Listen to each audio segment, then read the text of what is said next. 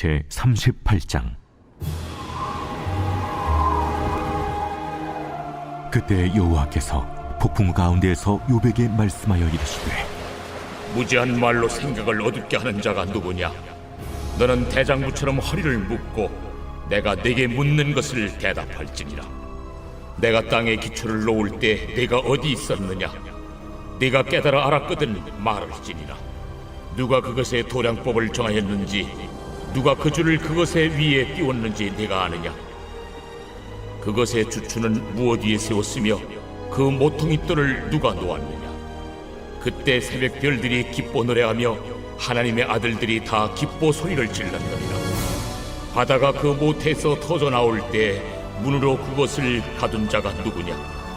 그때 내가 구름으로 그 옷을 만들고 흑암으로 그 강보를 만들고 한계를 정하여 문빗장을 지르고 이르기를, 내가 여기까지 오고 더 넘어가지 못하리니 내 높은 파도가 여기서 그칠지니라 하였노라. 네가 너희 날에 아침에게 명령하였느냐? 새벽에게 그 자리를 일러주었느냐? 그것으로 땅끝을 붙잡고 악한 자들을 그 땅에서 떨쳐버린 일이 있었느냐? 땅이 변하여 진흙에 인친 것 같이 되었고 그들은 옷같이 나타나되 악인에게는 그 빛이 차단되고 그들의 높이 든 팔이 꺾이느니라. 네가 바다의 샘에 들어갔었느냐? 깊은 물 밑으로 걸어다녀 보았느냐? 사망의 문이 네게 나타났느냐? 사망의 그늘진 문을 네가 보았느냐? 땅의 너비를 네가 측량할 수 있느냐? 네가 그 모든 것들을 다 알거든 말할지니라. 어느 것이 광명이 있는 곳으로 가는 길이냐? 어느 것이 흑암이 있는 곳으로 가는 길이냐? 너는 그의 지경으로 그를 데려갈 수 있느냐? 그의 집으로 가는 길을 알고 있느냐? 네가 아마도 알리라. 네가 그때 태어났으리니 너의 횟수가 많음이니라. 네가 눈 곳간에 들어갔었느냐? 우박 창고를 보았느냐? 내가 환난 때와 교전과 전쟁의 날을 위하여 이것을 남겨두었노라. 광명이 어느 길로 뻗치며 동풍이 어느 길로 땅에 흩어지느냐? 누가 홍수를 위하여 물길을 터주었으며 우레와 번갯길을 내어주었느냐? 누가 사람 없는 땅에 사람 없는 광야의 비를 내리며 황무하고 황폐한 토지를 흡족하게 하여 연한 풀이 돋아나게 하였느냐? 비에게 아비가 있느냐? 이슬방울은 누가 낳았느냐? 얼음은 누구의 태에서 낳았느냐? 공중의 소리는 누가 낳았느냐? 물은 돌같이 굳어지고 깊은 바다의 수면은 얼어붙느니라. 네가 묘성을 메어 묶을 수 있으며 삼상의 띠를 풀 수 있겠느냐? 너는 별자리들을 각각 제때에 이끌어낼 수 있으며 북두성을 다른 별들에게로 이끌어 갈 수 있겠느냐? 네가 하늘의 궤도를 아느냐? 하늘로 하여금 그 법칙을 땅에 베풀게 하겠느냐? 네가 목소리를 구름에까지 높여 넘치는 물이 네게 덮이게 하겠느냐? 네가 번개를 보내어 가게 하되 번개가 네게 우리가 여기 있나이다 하게 하겠느냐? 가슴속의 지혜는 누가 준 것이냐? 수탉에게 슬기를 준 자가 누구냐? 누가 지혜로 구름의 수를 세겠느냐? 누가 하늘의 물주머니를 기울이겠느냐? 티끌이 덩어리를 이루며 흙덩이가 서로 붙게 하겠느냐? 네가 사자를 위하여 먹이를 사냥하겠느냐? 젊은 사자의 식욕을 채우겠느냐? 그것들이 굴에 엎드리며 숲에 앉아 숨어 기다리느니라. 까마귀 새끼가 하나님을 향하여 부르짖으며 먹을 것이 없어서 허우적거릴 때에 그것을 위하여 먹이를 마련하는 이가 누구냐? 아멘. 여러분들은 하나님의 음성을 들어본 적이 계십니까? 하나님의 음성. 여러분들이 하나님께 질문할 때, 하나님께 구할 때 하나님의 응답을 받아본 적이 계십니까? 계신 분들은 엄지발가락을 움직여 보십시오. 재미없구나. 우리 안 선생님이 그러시더라고요. 목사님이 설교 때 이렇게 개그하시면 본인은 웃기시대요. 근데 다른 분들이 안 웃는 게 좀 이상하다고 그러시더라고요. 그래서 위로가 참 됐어요. 안 선생님, 엄지발가락. 네. 제가 어렸을 때에 그 브랜드가 있어요. 우리 어른분들은 아실 텐데 우리 아동분들은 모르실 수도 있겠지만 그때 엄청 이렇게 유명했었고 거기에서 나오는 운동화가 너무 갖고 싶었어요. 그래가지고 부모님께 그 운동화를 사달라고 막 쫄랐었어요. 막 데려가기도 하고 나 이거 사고 싶다 그러고 제가 아직도 기억이 나요. 빨간색 운동화.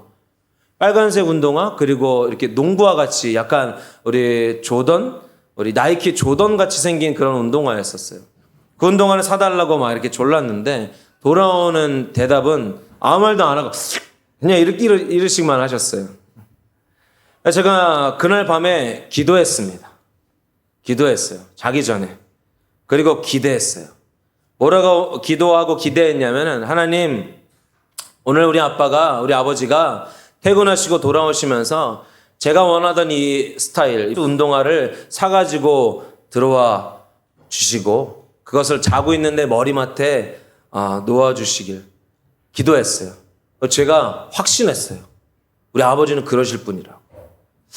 비록 이러긴 했지만 우리 아버지가 이 자녀를 향한 그 사랑이 있기 때문에 그러실 거라고 확신했어요. 다음 날 아침에 제가 눈 떴을 때 과연 이 운동화가 머리맡에 있었을까요? 왜 그렇게 생각하세요? 없었어요. 없었어요. 우리는 하나님의 음성을 이렇게 원하진 않습니까? 내가 원할 때, 내가 바라는 것, 내가 원하는 스타일로. 그리고 그것을 확신하죠. 제가 아침에 얼마나 실망했는지 몰라요. 그 크리스마스 선물을 받아본 적 계십니까?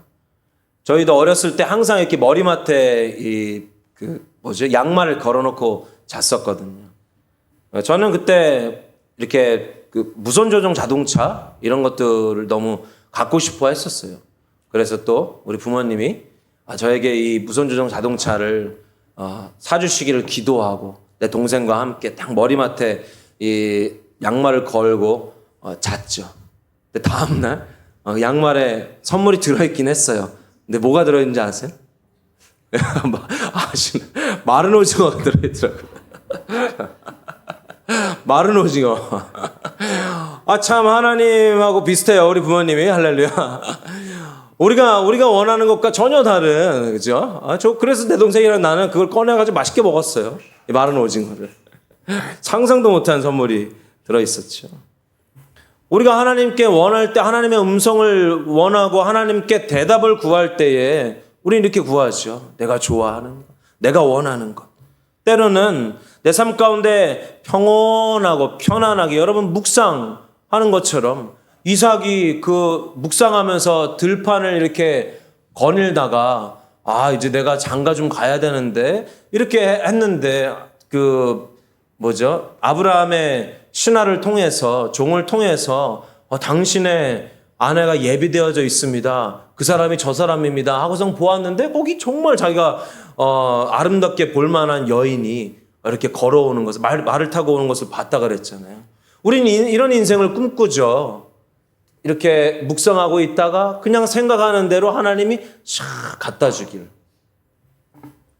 때로는 그러지 않는다 하더라도 절체절명이란 뜻이 무엇입니까? 제가 찾아보니까 이 뜻이 정말 죽기 직전, 사단나기 직전 그 순간에 이르러서 갑자기 하나님이 한 줄기 빛으로 쫙 비춰주면서 데스티니 하면서 딱 이렇게 하나님의 음성이 들리길 원하나요? 오늘 읽은 이 본문 말씀의 주인공 욥은 하나님의 음성을 듣기 위해서 몸부림치는 사람이었습니다. 정말 몸부림치는 사람이었어요. 여러분 혹시 지금 억울한 일 당하고 계신가요? 욥은 진짜 억울한 사람이에요. 그는 그냥 억울해요. 삶이 억울해요. 성경에 억울한 사람 기억이 나시나요? 혹시? 저는 어렸을 때부터 이 억울한 사람 생각하면 누가 생각나냐면은 우사.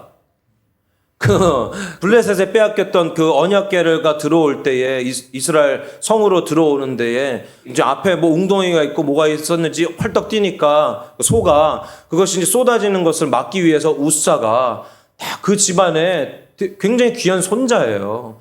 거기에서 오랫동안 이 우사는 배워오고 공부해온 사람이에요. 그 사람이 딱 그냥 자기도 모르게 본능적으로 그 언약궤를 딱 잡아서 했어요. 그러자마자 죽었잖아요. 나는 이 얘기를 듣는데 되게 억울하겠다. 되게 억울하게 죽었다. 근데 사실은요, 우사는 그렇게 하지 말았어야 돼요. 어떻게 해서든 우리는 하나님의 방법으로 했어야 돼요. 우리의 본능을 따르는 것이 아니라. 그 순간 내 본능은 하나님 이것을 말씀하시기 위해서 웃서를 그 자리에서 죽이신 거예요. 요셉은 어떻습니까? 요셉도 억울한 사람으로 되게 이렇게 우리가 많이 알고 있잖아요. 근데 요셉은요, 되게 눈치 없는 사람이에요.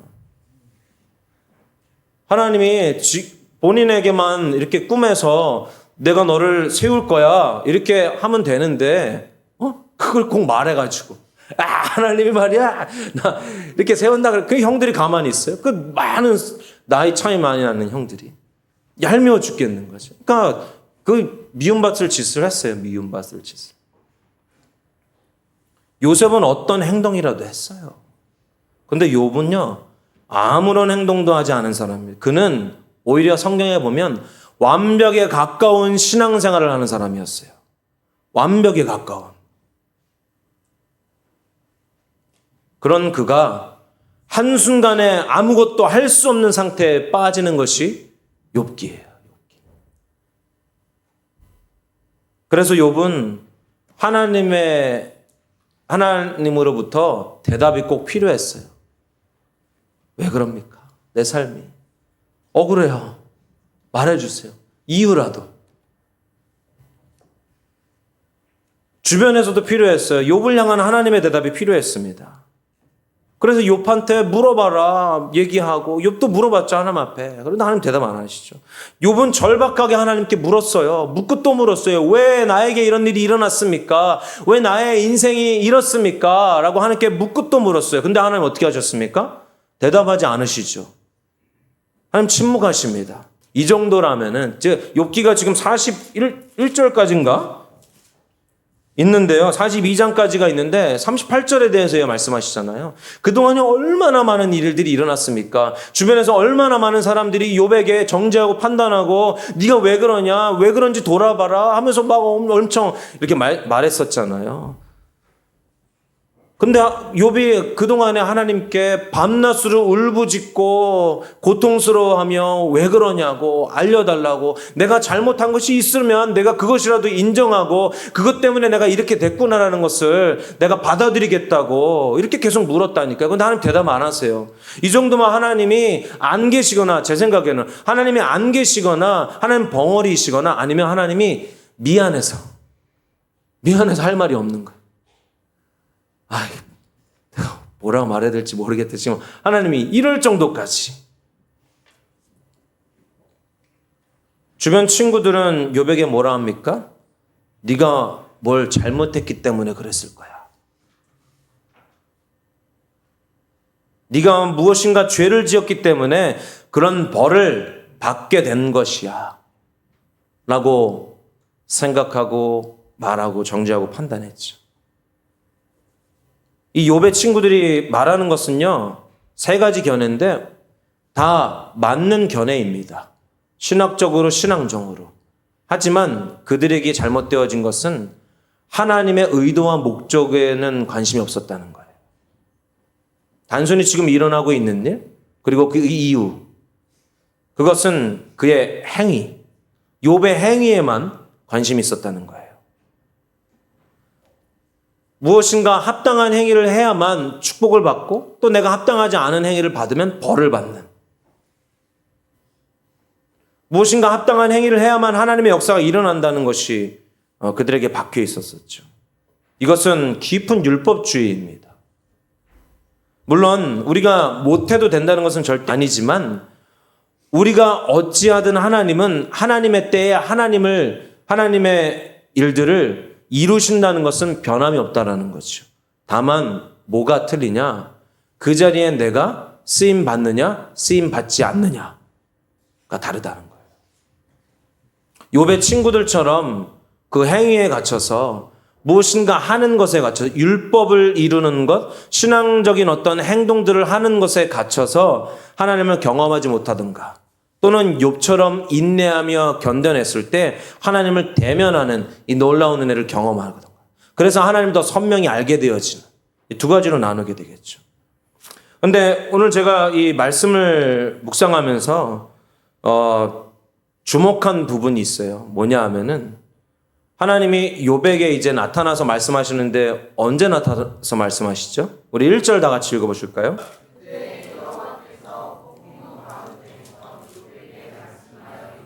그때 여호와께서 폭풍 가운데, 제가 이게 이상했어요. 폭풍 가운데. 하나님 왜 폭풍 가운데 오셨을까? 이 폭풍이 무엇일까? 사실은 이 폭풍은 이스라엘 백성들에게 구약에서 하나님의 임재의 상징입니다. 한번 따라해 보실까요? 임재의 상징.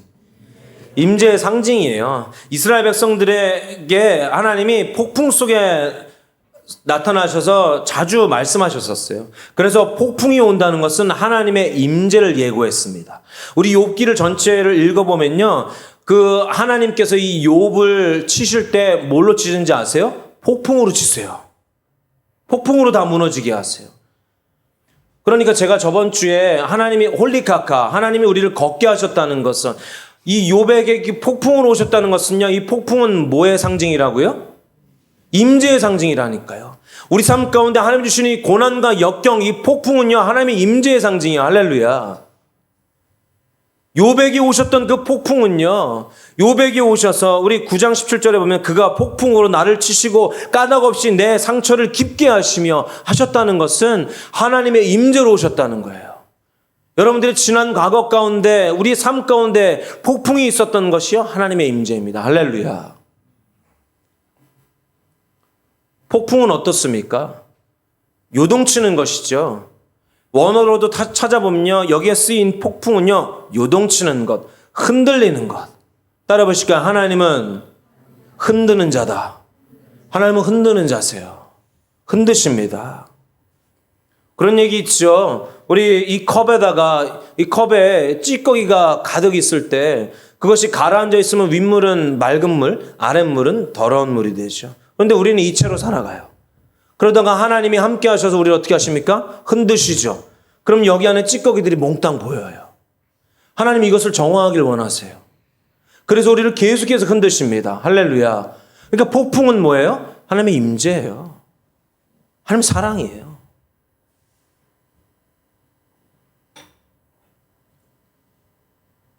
하나님은 흔드시는 분이세요. 폭풍은 요동치는 것, 흔드는 것.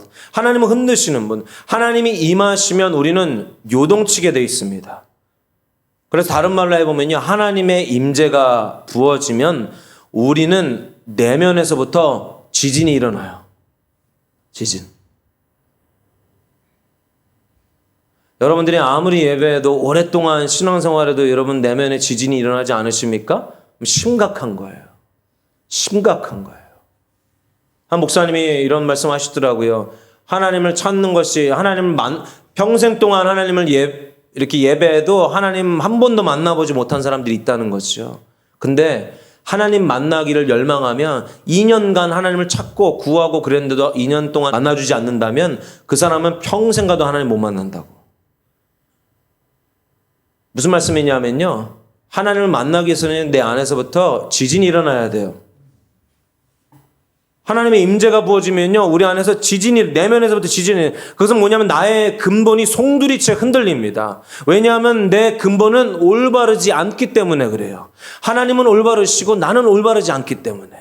그래서 하나님이 나와 함께 하시면 내가 잘못되어 있는 거, 내가 합당하지 않은 거, 내가 보기엔 내가 멀쩡하고 내가 올바른 것 같은데, 내 근원이 괜찮은 것 같은데, 하나님이 임하시면, 하나님은 너무도 순결하시고 아름다우시고 깨끗하시고 한치의 오차도 없으신 완전하신 분이시기 때문에 그분이 나에게 오시면 내 근본이 흔들려요. 이 지진이 있어야 돼요. 그래서 우리는 예배 가운데 맨날 흔들려야 돼요. 요동쳐야 돼요. 내 마음이 차분히 가라앉아 있던 이것이 흔들려서 찌꺼기가 나와야 돼요. 그래서 또 걸러내줘야 돼요. 예배 올 때마다 하나님의 임재 가운데.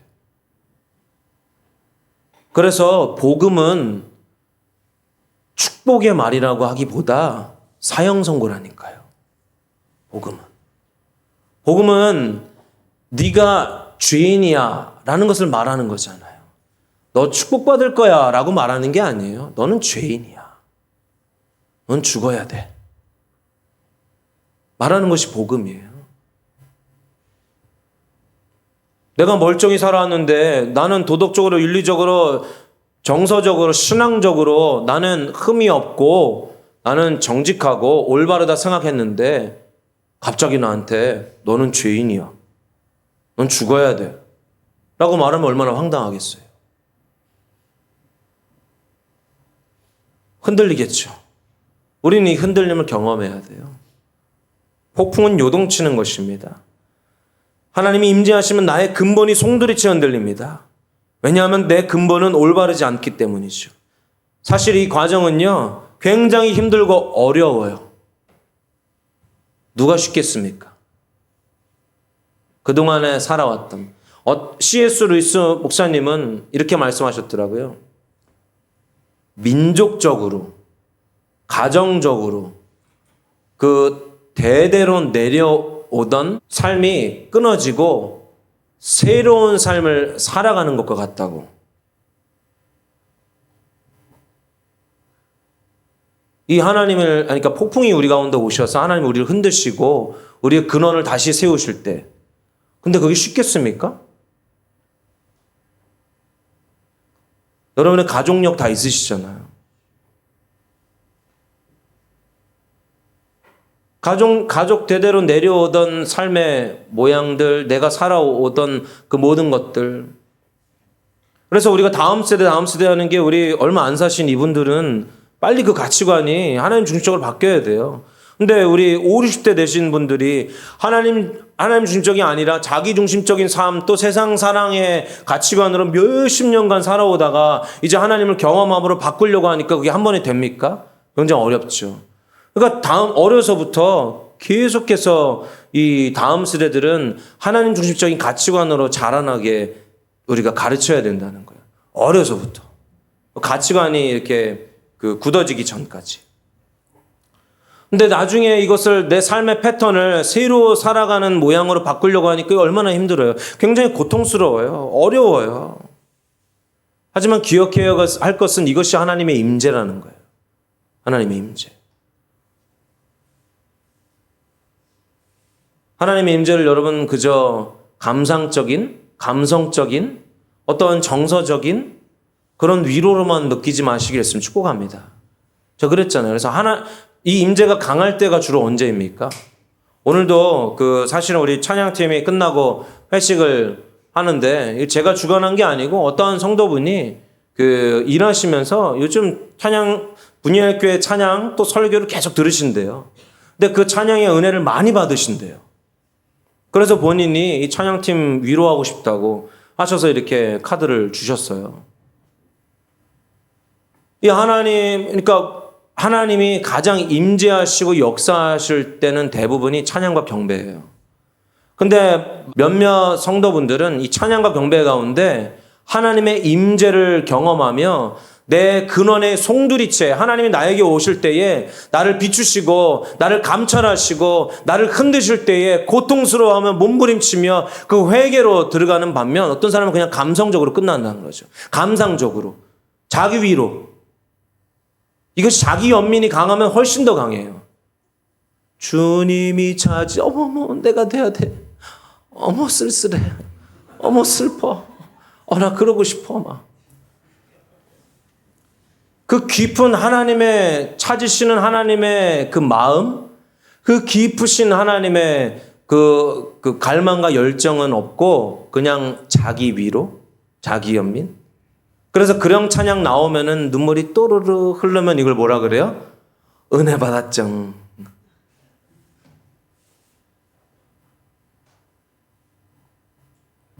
사실은 찬양과 경배야 하면요, 저도 오늘 이제 선곡을 막 바꿨는데, 찬양과 경배는 하나님의 말씀 중에 하나예요. 여러분 기억하셔야 됩니다. 이 말씀, 제가 이제 찬양 끝난 다음에 여러분들에게 이렇게 인사하면 좋겠습니다 이렇게 하잖아요. 그거 제가 만들어 온 게 아니에요. 이 선곡도 오늘 많이 바뀌었거든요. 이 선곡을 바꾸고 또 이거는 내가 잘못 선곡한 것 같아, 이런 선곡도 있어요. 그런데 결론적으로 가보면요, 테마가 있어요. 하나님 말씀하심이 있어요. 오늘 첫 곡이 뭐였죠? 나는 주의 친구. 마지막 곡은 주님 사랑해요. 주님의 친구 되기 원합니다. 제가 의도한 게 아니에요. 정말 믿어주세요. 하나님이 그것을 이 시대 여러분들에게 말씀하시고자 하는 거예요. 그러니까 찬양과 경배의 예배 시간은 하나님이 임재하셔서 여러분들에게 말씀하시는 시간이에요. 하나님이 임재하시는 시간이라니까요. 그러니까 내 근원이, 내 근간이 흔들려야 돼요. 여전히 나는 친구로 있지 않았구나. 나 무엇과도 주님을 바꾸지 않으리. 다른 어떤 은혜 구하지 않으리.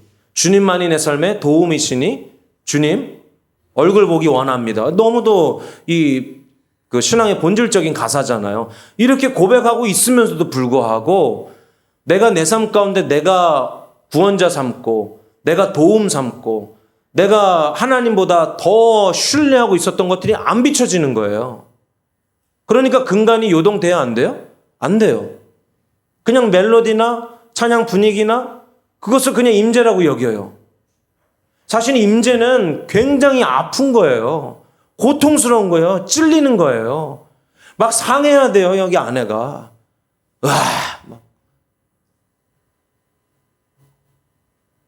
폭풍이라니까요. 하나님 폭풍 속에서 말씀하십니다. 하나님의 임재가 없다면 나는 똑바로 서 있는 것처럼 착각해요. 아까 제가 우리 그 아이 얘기했잖아요. 어제 잠을 잘 못 주무시는 것 같더라고요. 제가 이제 올라갔더니 이렇게 막 되게 이상한 자세로 누워 있는 거예요. 보여줄래? 아니 이불을 이렇게 깔아놓고 이불 외의 자리에 가가지고 이렇게 누워 있고, 그래서 누구야? 그렇게 누우면 안 되지. 이제 똑바로 깔아놨잖아. 그 위에 누워야지. 누웠어. 그랬더니 불편해 하더니 또 한쪽 구석에 가가지고 이렇게 웅크리고 이렇게 하더라고요. 그래서 왜 그래? 뭐가 불편해? 그랬더니 똑바로 누우면 불편하대요. 똑바로 평평한 자리에 놓으면 불편하대요. 제가 그랬어요. 그러면 너 척추가 삐뚤어진 거 아니야? 하나님의 임재 자리 가면은 그 완전하신 하나님, 그분의 임재가 나에게 없다면요, 우리가 똑바른 줄 알아요. 착각하죠. 하나님은 우리 내면과 외면 속에 폭풍으로 오십니다. 폭풍우. 그냥 막 쏟아 부어진. 하나님 우리의 상식을 깨시죠. 여러분들 다 원하셨잖아요. 다 기도할 때 하나님의 따뜻한 햇볕으로 나를 비추면서 아들아, 내가 너를 사랑한다. 내가 너의 문제들을 다 해결해 주겠노라. 내가 이 돈을 마련해 놓았다. 내가 몇 월 며칠 이것을 해결해 주겠다. 내가 생각할 때는 하나님께서 이 젠틀하고 쉽게 또는 가볍게 오시기를 원하죠. 욥의 세 친구들은 그렇게 생각했죠. 율법, 자기 상식. 그래서 하나님은 이것들을 깨트리기 위해서 폭풍 가운데 오시는 거예요. 우리가 원하는, 우리가 바라는 우리 삶의 상식을 깨트리시는 분이세요. 그것을 보이길 원하세요. 세상 사람들에게. 그래서 여러분 세상 사람들이 너는 교회 다닌다면서 맨날 집안이 그 모양 그 꼴이냐, 맨날 삶이 그렇게 어지럽고 힘드냐, 그렇게 얘기하면 기죽지 마십시오. 이것이 하나님 방법이에요. 이것이 하나님 사랑의 방법이에요. 괜찮습니다. 세상 사람들은 교회 다니면 다 그냥 잘 되는 줄 알아요. 아니야, 거짓말이에요. 성경에 나와 있는 사람들 하나도 잘 안 됐어요. 우리가 잘 될 날은 언제예요? 주님 다시 오실 날. 주님 다시 오실 날. 그날이 잘 될 날이에요. 세상 사람들 보기에 잘 되는 거 아닙니다. 용기를 가지십시오. 욥은 그렇게 세상 사람들처럼 하나님을 믿는, 하나님을 아는, 신학을 아는 사람임에도 불구하고 그들은 욥에게 그렇게 말했다니까요. 세상 기준으로. 하나님은 우리가 생각하는 것처럼 뻔하신 분이 아니십니다. 그것은 하나님의 초월적인 그리고 주권적인 성품을 우리에게 가르치시기 위함으로 폭풍 가운데 오신 거예요. 하나님의 초월하심. 여러분 폭포 앞에 서본 적 있으십니까?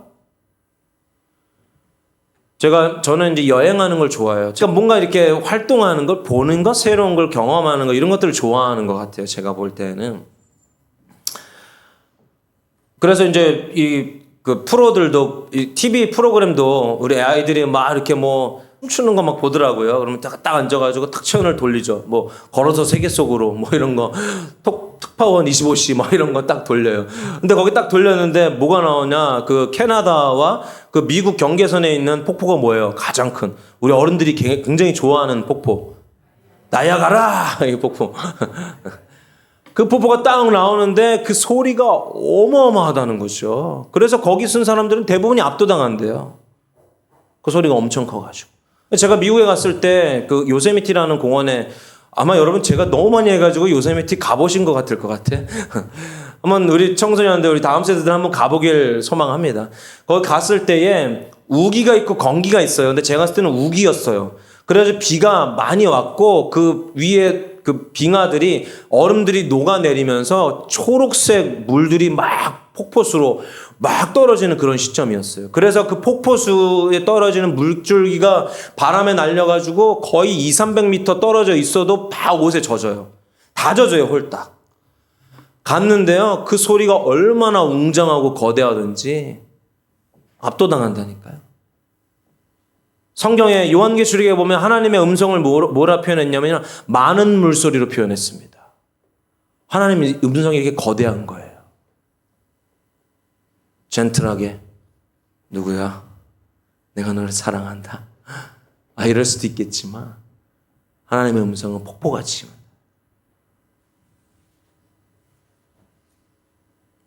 누구도 폭풍을 대항할 수가 없어요. 아무도 폭풍의 소리를 잠재울 수 없습니다. 그것은 하나님의 주권, 하나님의 전능하심, 하나님의 위대하심, 그것을 나타내시기 위한 거예요. 그 바탕에는 하나님의 완전하심이 기반되어져 있다는 것을 여러분 신뢰하시겠으면 축복합니다. 그 거대하신, 그 위대하신 하나님의 근간, 그 바탕에는 하나님의 완전하심이 기반되어져 있습니다. 우리는 폭풍을 보면서 하나님을 경외합니다. 폭풍은 우리의 존재와 하나님의 존재에 대한 반증이기 때문에 그래요. 우리는 이렇게 작아. 하나님 아버지는 이렇게 위대하셔. 그 거대하고 위대하신 그분이 내 앞에 나타나심. 그래서 여러분들 삶 가운데 폭풍 앞에 서 계십니까? 하나님을 경외하게 되시겠으면 축복합니다. 38장의 제목을 보면은 성경에 나오는 제목은 여호와께서 욥에게 말씀하시다예요. 하나님 말씀하시는 거예요. 대답하고 계시다라는 거죠. 욥의 질문에. 근데 그 질문이 무엇이에요? 오늘 제가 앞에서 계속 말씀드린 것처럼 우리의 예상을 깨는 거. 하나님이 젠틀하게 우리가 원하는 모양으로 오셔서 말씀하시는 그런 모양으로 따뜻한 햇빛으로 뭐 뭔가 이렇게 촉촉히 적시는 그것들로 오시는 게 아니고 폭풍 속에서 지금 말씀하시는 우리의 예상과 전혀 다른 모습으로 오시고 또 대답하시는 것조차도 우리의 예상과 다른 대답을 하시는 거예요. 오늘 읽으셨잖아요. 그 대답은 무엇이었습니까? 오늘 38장. 다 질문이에요, 질문. 네가 아느냐?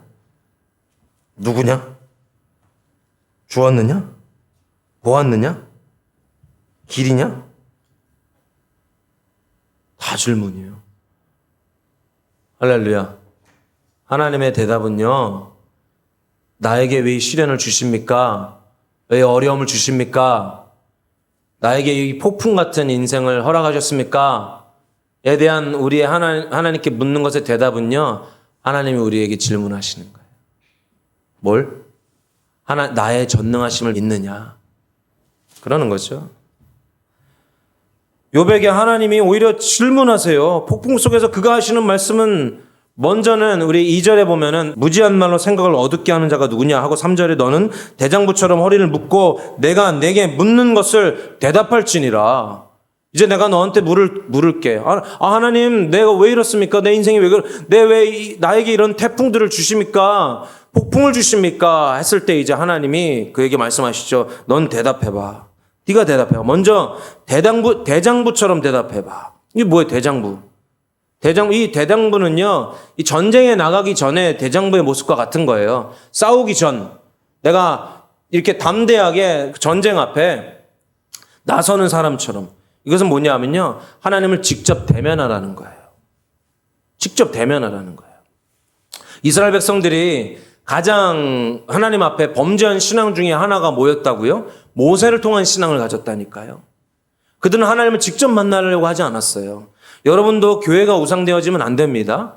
여러분의 목장, 여러분의 목회자, 여러분의 친구, 여러분의 주변 사람들이 여러분들의 하나님의 대변자가 되시면 안 돼요. 여러분 직접 하나님 만나셔야 돼요. 아까 말한 것처럼 하나님이 직접 오시는 게 임재고요. 직접 오시면 우리 근간이 흔들린다니까요. 다른 사람을 통해서가 아니에요. 우리 옆동 목사님이나 제가 기도 감동 가운데 하나님이 이렇다고 말씀하시는데요. 그것은요, 하나님이 가장 젠틀하고 여러분들에게 시험되지 않을 것들만 저에게 보여주세요. 근데 아마 여러분들에게 하나님이 직접 오셔서 말씀하시는 것은 여러분들이 굉장히 민낯을 드러내는. 지금 그 말이에요. 너 똑바로 서봐. 나와 1대1로 대면해. 직접 나를 만나. 너의 모습을 나 앞에, 하나님 앞에 직접 대면하고 정직하게 대답해봐. 더 이상 이상과 현실을 왔다 갔다 하며 피우고 싶을 때는 이상으로 가고. 그러니까 내 현실을 도피를 위한 신앙생활을 하는 분들도 있다 그랬잖아요. 그러니까 하나님을 이렇게 생각하는 사람도 있다 그랬잖아요. 어려우니까 그냥 하나님 도와주세요 하면서 하나님께 그냥 가면은 내 마음이 주만이 내 반석 하면은 그냥 위로되고 막 이런 개념들로 그냥 현실을 도피하는 거예요. 그러고서 삶이 딱 돌아가면 어때요? 똑같이 염려하고 똑같이 근심하고 똑같이 자기 방법으로 살고 현실 도피. 이상과 현실을 왔다 갔다 하는. 이상과 현실을 왔다 갔다 하며 피하고 싶을 때는 이상을 하고 현실을 도피하는 그런 것이 아니라 또 누구를 통한 신앙이 아니라 욥과 하나님. 그러니까 여러분들에게 말씀하시기로는 너와 나와 하나님. 나와 하나님.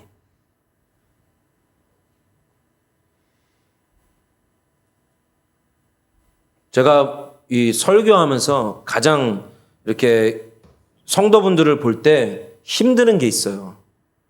뭐냐 하면은 남 뒤에 숨어 있는 거. 다 성도 뒤에, 다른 성도 뒤에 숨어가지고 그냥 한쪽 눈만 딱 이렇게 하고 있는. 정말 힘들어요. 정말 힘들어요. 나와보세요. 그게 뭐가 힘들까 하시면 나와보세요. 저가 지금 굉장히 힘들어요. 뒤에 저렇게 숨어있는 저런 거. 그냥 졸더라도, 다른 생각을 하시더라도 나랑 대면해서 내 얼굴을 보며 이렇게 있으면 제가 조는 거는 우리 어떻게 생리적인 현상 중에 하나일 수 있잖아요. 이해가 가거든요. 예. 근데 이렇게 숨어 있는 거는 뭔가 있는 거야. 불편해 나 저 사람. 말도 별로 듣고 싶지 않고 뭔가 외면하고 싶어. 하나님이 그러시는 거죠. 욥에게 친구들이 아니라 나랑 얘기해. 대장부처럼 나와봐. 날 만나. 하나님 욥에게 직접 말씀하시죠. 하나님은요, 우리 개개인에게 직접 말씀하시길 원하십니다. 이것을 직통계시, 이단들처럼 직통계시를 말하는 것이 아니라 이 직통계시는 성경이 없는 계시를, 또 다른 계시를 말하는 거예요. 하나님이 갑자기 오셔서 성경이 없는 다른 계시들, 다른 것을, 계시가 뭡니까? 하나님을 알리시는 거잖아요. 성경이 없는 하나님을 알리시는 것을 이단이라 그러는 거예요. 제가 말씀드리는 직접적으로 하나님 우리 개개인에게 말씀하시길 원하신다는 것은요, 하나님은 성경을 통해서 우리 각자에게 직접 말씀하길 원하십니다. 말씀을 통해서. 제가 아까 기도했잖아요. 여러분 삶 가운데 각자 여러분 인생은 다 틀려요. 다 틀리잖아요. 어떻게 다 같습니까? 그래서 여러분들의 인생 가운데 하나님이 여러분들에게 합당한 하나님의 말씀으로 여러분들에게 말씀하십니다. 가장 적합하게. 여러분들이 가장 잘 알 수 있는 방법으로. 그걸 다른 말로 하면은 여러분들이 가장 힘들어하는 어려움의 폭풍으로 오실 수도 있어요. 나는 이게 제일 두려워. 나는 이게 제일 어려워. 하는 것들로. 욥이 원하는 대답이 아니에요. 나를 왜 이렇게 만드셨습니까?에 대한 대답이 아니라 하나님은 지금 오히려 우리에게 질문하고 계세요. 근데 우리는 하나님을 재판장에 있는 우리가 판사고 피고인처럼 앉혀놓고 질문하죠. 자, 하나님, 피고, 왜 그렇게 했습니까? 왜 제때 일하지 않았습니까? 여기 보니까 내가 어려움에 처해서 200번을 주님을 불렀는데 왜 한 번도 대답하지 않았습니까? 대답해 보십시오, 하나님. 이렇게 하나님을 재판하듯이 우리가 질문하죠. 왜 고객이 원하는 모양으로 만들어내지 않았습니까? 우리는 이렇게 하나님께 질문하지만 하나님은 지금 욥을 통해 우리에게 질문하고 계세요. 여기 수많은 질문들. 내가 땅에 기초를 놓을 때에 너 어디 있었냐? 말해봐. 하나님이 천지를 창조하실 때 여러분 어디 계셨습니까? 하나님이 천지를 창조하실 때 우리가 어디 있었어요? 우리 인류가, 우리 인간이. 하나님이 땅에 기초를 놓으실 때에 그것에 대해 여기 나오는 말씀 중에 파도 치는 거. 여러분 바닷가 가보셨나요? 파도가 어디에서부터 어디까지 치는지를 정해놓으신 게 하나님이세요. 여기까지만 치도록.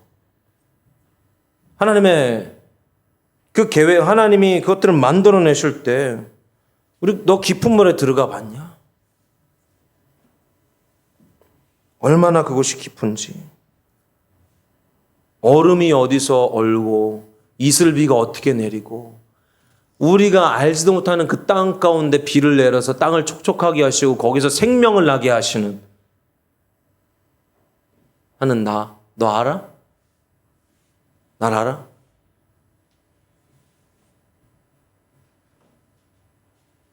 우리가 상상할 수 없는, 우리가 해볼 수 없는, 우리가 경험할 수 없는 영역들의 것이죠.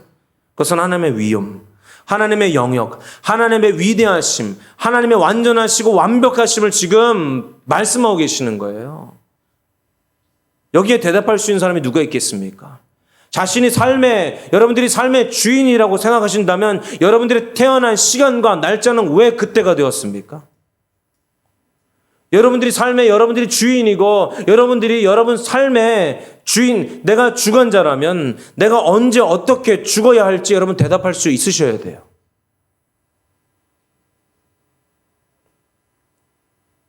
하지만 우리의 처음부터 우리가 존재하지 않는 시점부터도 하나님은 그분의 계획과 방법을 통해 일해 오셨습니다. 처음에 말씀드린 대로 이 욥을 칠 때 왔던 폭풍, 그것은 하나님의 임재라고 그랬잖아요. 또 임재 속에 말씀하시잖아요. 제가 지난주에도 나눴지만 하나님이 우리의 인생을 걷게 하신 것, 과거, 현재, 미래까지 하나님의 그 위대하심 속에 우리는 걷고 있다는 것. 저는 이 부분을 여러분들이 신뢰하라고 계속 말씀드리는 거예요. 여러분 삶 가운데 폭풍과 같은 그 일상이 오는 것 역시 하나님의 완전하신 계획과 사랑 안에 우리가 있다는 것을. 욥에게 지금 그걸 말씀하시면서 지금 우리에게 말씀하시는 거예요. 내가 원하든 원치 않든 우리에게 발생한 그 일들.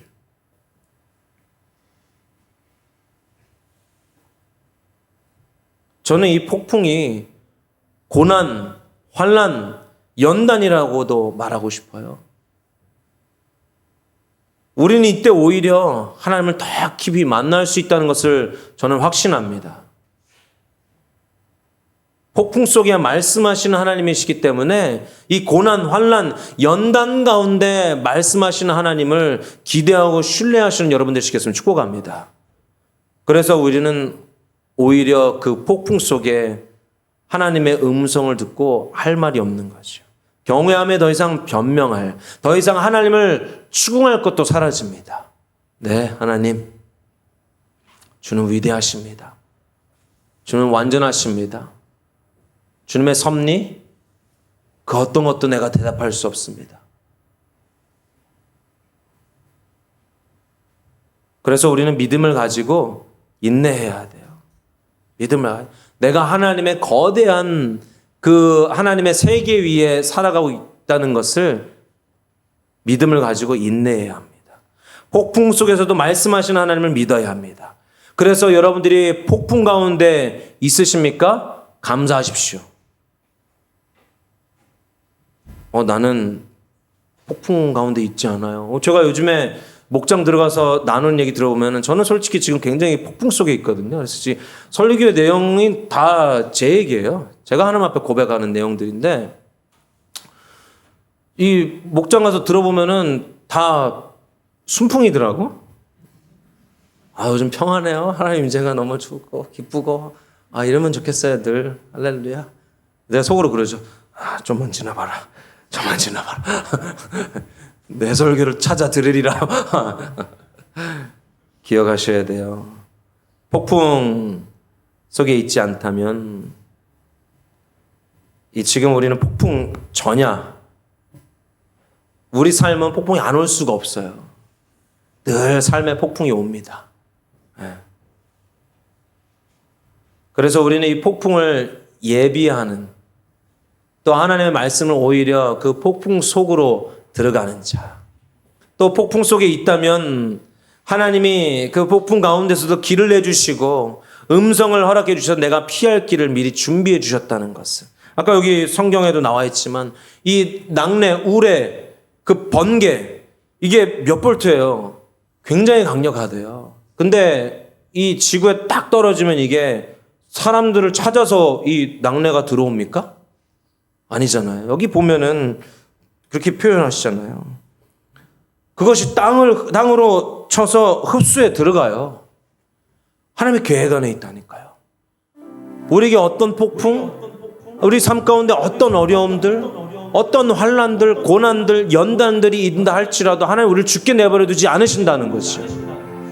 그게 하나님의 위대하심이에요. 근데 그것을 나의 생각과 나의 방법을 통해서가 아닐 수도 있어요.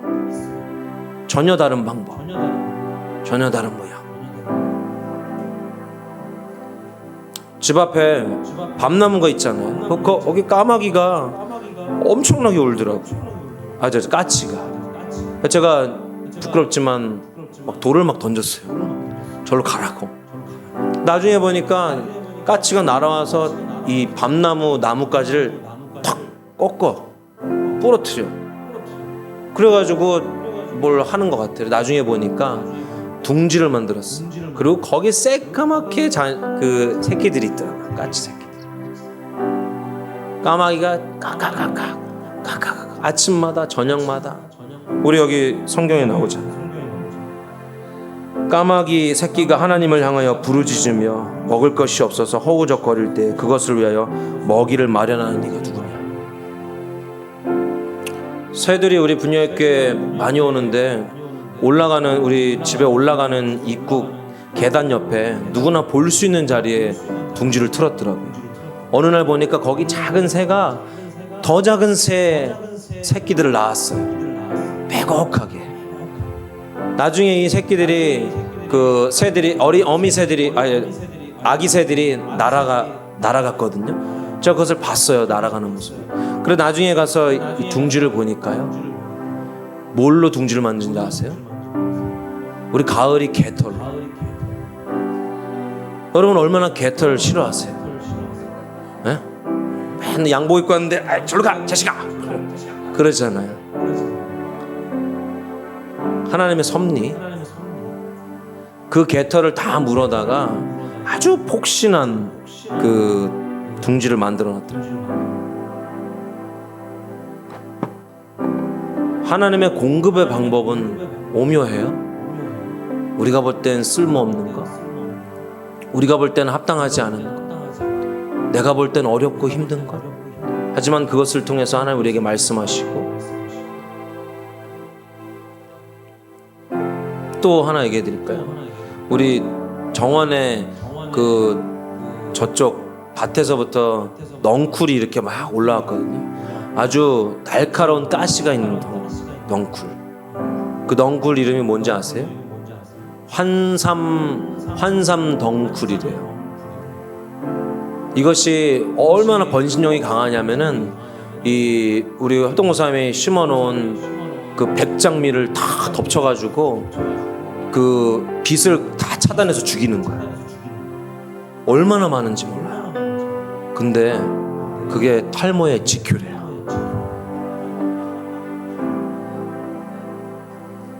제가 찾아봤어요. 이게 뭐야 도대체? 얼마나 이렇게 번진형이 이게 쓸모없어. 낫으로 막 베고 그 낫으로 베는데 막 내 팔을 막 그냥 휘어 감고 쓸리게 하고 피나게 하고 이 쓸모없는 덩쿨 베면서 내가 이 무슨 덩굴인가 찾아보니까 환삼 덩굴이라는 그게 요즘에 그 사람들이 많이 찾는 탈모 치료제 중 하나래요. 하나님 우리 삶 가운데 이 폭풍을 주시는 것 하나님 우리에게 말씀하고 계시는 걸 줄 믿습니다. 이때 우리는 하나님을 대면하고 누굴 통해서가 아니라 하나님을 직접 만나고 내 근간이 흔들리고 내가 세워놓은 것이 파괴되고 하나님 것으로 다시 세워지길 열망하셔야 됩니다. 할렐루야. 하나님 이걸 원하세요. 욥에게 그동안 네가 쌓아왔던 것, 네가 살아왔던 것, 네가 들어왔던 것, 보아왔던 것 다 내려놔. 그거 내가 다 무너뜨렸어. 이제 내가 너에게 알려줄게. 내가 얼마나 높고 위대한, 내가 얼마나 광대한 자인지.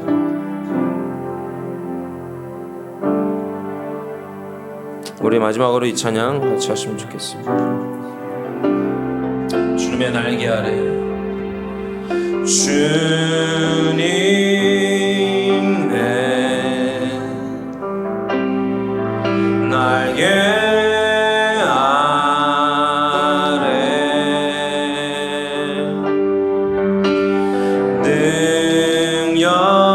능력에 손날 덮으소서.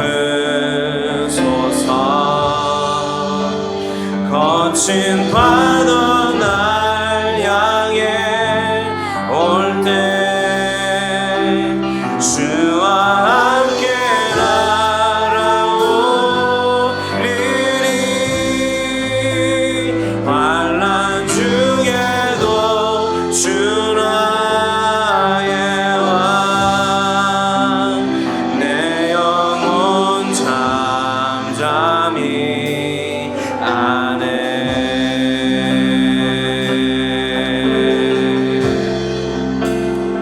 주님 안에 내 영혼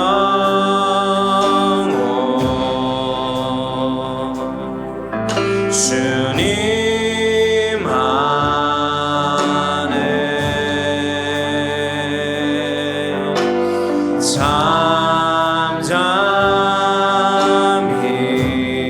잠잠히 주는 알게 되니.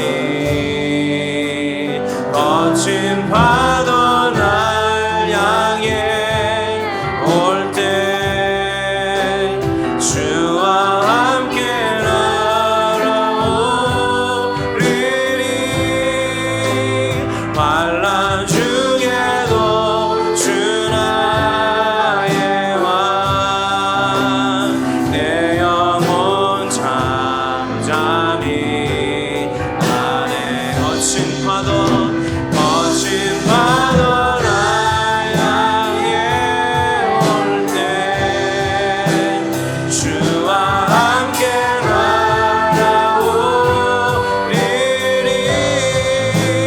환난 중에도 주 나의 왕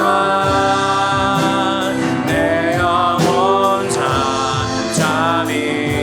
거친 파도 날 향해 우리 두 손 들고 찬양해. 거친 파도 날 향해 올 때 주와 함께 날아오리리.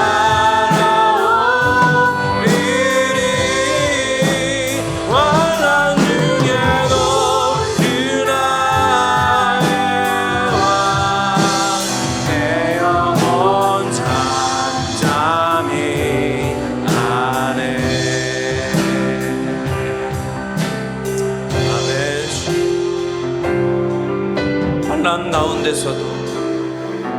아버지, 우리의 삶의 요동치는, 우리 삶을 흔드는 그 환난 가운데서도 전능하신 하나님이 그것을 허락해 주셨고, 전능하신 하나님이 나와 함께하고 계시는 그 임재의 증표임을 아버지, 내가 내 영혼이 잠잠하게 더 알기 원합니다. 잠잠히 그 환난 가운데서도 주님을 더 알기 원합니다. 아버지 하나님, 여기 모인 우리 한 사람 한 사람 가운데 인생의 수많은 그 폭풍우 가운데 하나님을 더 선명히 인식하게 하여 주시옵소서.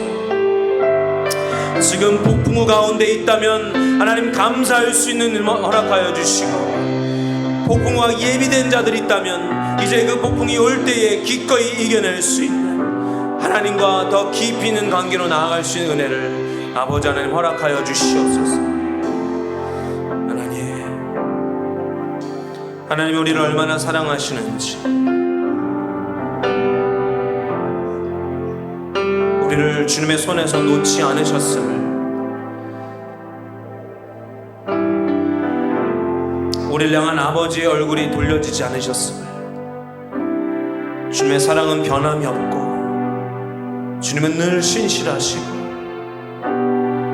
우리를 향한 아버지의 계획을 가지고 계심을 아버지, 우리가 믿습니다. 그 믿음이 약해져 있는,